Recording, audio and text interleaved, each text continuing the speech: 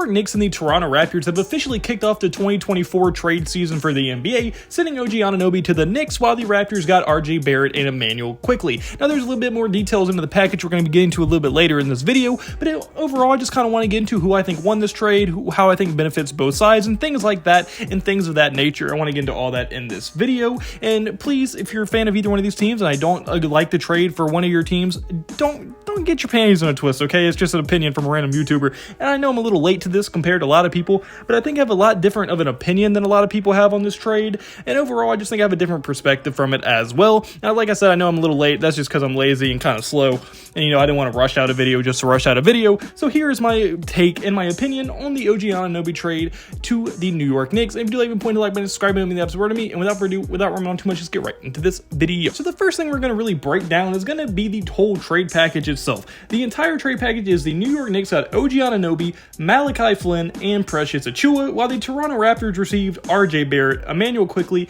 and a 2024 Detroit second round pick. Obviously unprotected, it's a second round pick. And that is the entire trade package with everybody included. And I kind of want to break down what the Knicks got from it and why they did it, in my opinion. So the New York Knicks probably felt they needed to really improve their defensive side of the ball, because they already have guys like Brunson and Randall to kind of handle most of the offensive brunt, and really quickly and RJ Barrett are not helping you on the defensive side of the ball in any major way. And OG Anunoby happens to be one of the best perimeter defenders in the entire NBA currently, so he is going to help their defense a lot, and hopefully Brunson and Randall can continue the offense and carry even heavier of a load now that guys like RJ and Quickly are gone. So although they are losing depth and they are losing offense, I do think they are going to get significantly better on the defensive side of the ball, especially when they're fully healthy, because Mitchell Robinson is a very good rim protector and rebounder. OG Anunoby can handle the perimeter, and Jalen Brunson and Julius Randle aren't complete slouches on defense either, so they're going to be a much improved defensive team. And I do think their offense is going to take a slight step back, because Emmanuel Quickly was one of the better scorers off of anyone's bench,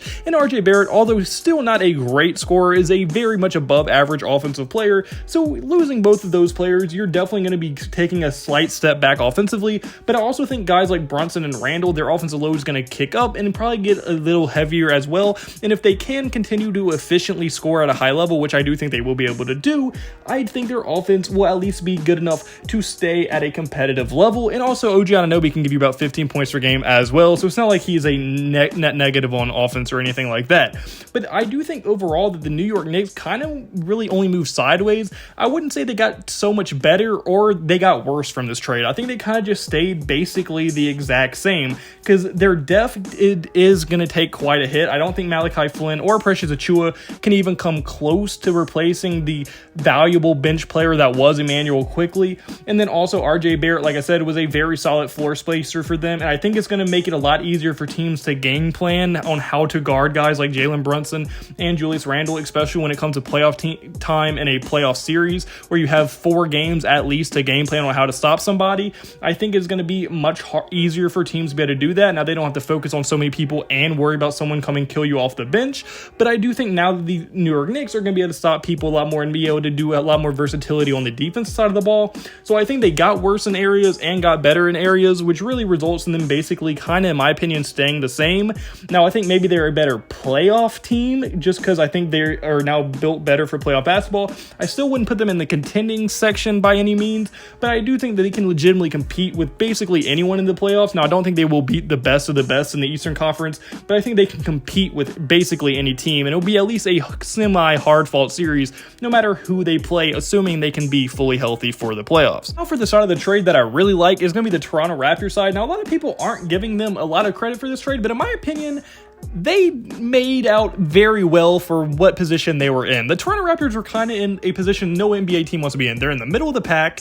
They are good enough to win a lot of games, but they're not good enough to win at a high level in the playoffs, but they're also not bad enough to lose enough games to get a high lottery pick. So they're kind of in purgatory, and being in the middle like that is always like NBA hell, because you can't get too much better because you're so mediocre, and you can't get good picks, but you also can't win at a high. It's just a weird spot to be in as a franchise, so I think they went in the correct direction. OG Anunoby only had 1 year left on his current contract, and with that being known, trading him isn't the worst thing because he has now been in trade rumors for about the last 2 years. I think the Pelicans were in rumors for him last year, and now they just traded him to the Knicks, so it was most likely he was going to end up leaving them in free agency. So for them to be able to go out and get two fairly young players that are going to be impactful for the long-term future of this team is very, very important, at least in my opinion. But on top of that, not only are they good players for them, but I think they're very good fits with this current roster, because now it kind of opens up a few different pathways the Raptors can take. One of those pathways is staying pat with his current team and seeing how good they can be, because now they have a very, very fun and very fitting starting five, at least starting four of good players, because now you have Emmanuel Quickley, who's going to be your starting point guard who can score with the best of them on any night,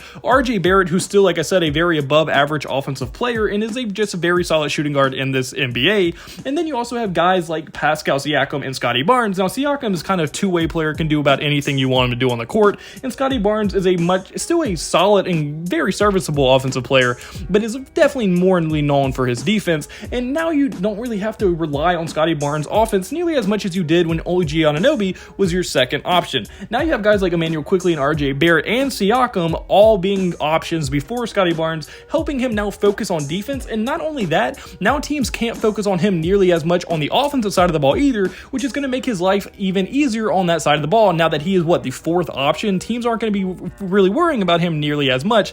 And I think that's going to open up a lot of things for him and probably going to make life a lot easier as well. And I also think now that they have a great combination of offensive defense in their starting lineup, and they're still fairly young outside of Siakam, I think they are set up very well for the future. And then they could also go on the path of trading Pascal Siakam, and if they trade Siakam, they can get a variety of different things. You can go out and get a legit center, you can go out and get a lot of draft picks for the future, and you can just do so many different things because you now at least are going to have a young core big three of Siakam, of Scotty Barnes, Emmanuel Quickley, RJ Barrett, and even Grady Dick I would throw in there because he was a lottery pick. So you're still going to have a fairly solid young core no matter which way you go, and you can still probably be a playoff level team as well if you just stick with Siakam, in my opinion. So they could legitimately have a second year, like going into next year, assuming they make the playoffs this year or even miss it, you're going to get a lottery level pick at worst, or a late or kind of mid first round pick if you stick with Siakam and make the playoffs. And if you go into next year, you could have a starting lineup that looks like Quickley, RJ Barrett, Grady Dick, Pascal Siakam, and Scotty Barnes. Now, yes, they're going to be a fairly small starting lineup, but that is a very solid starting lineup that can compete with a lot of different teams. And if they can get a little bit better of a bench, now Gary Trent Jr. is a very good bench player, but if you can add a little bit more to that bench, I think this team could be extremely, extremely scary for them going in the future. And if you look at it this year, if they stay packed, they could be a very competitive playoff team if all things go right.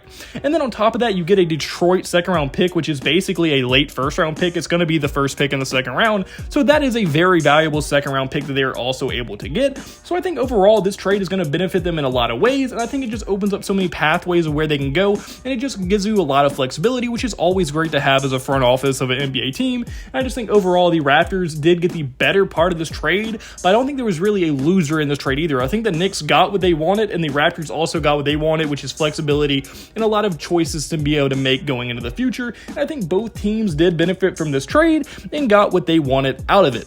But unfortunately, guys, that's my first combo. Do you agree with me? Do you think that the Knicks won? Do you think the Raptors won? Who do you think won on this trade? I want your thoughts in the comment section below. If you like, point to like button, subscribe button, and mean the absolute word to me. And hope you have a blessed day, because I had a blessed day, so you need to have a blessed day. All glory to God. See you next video. Goodbye. Boo. Blah, blah.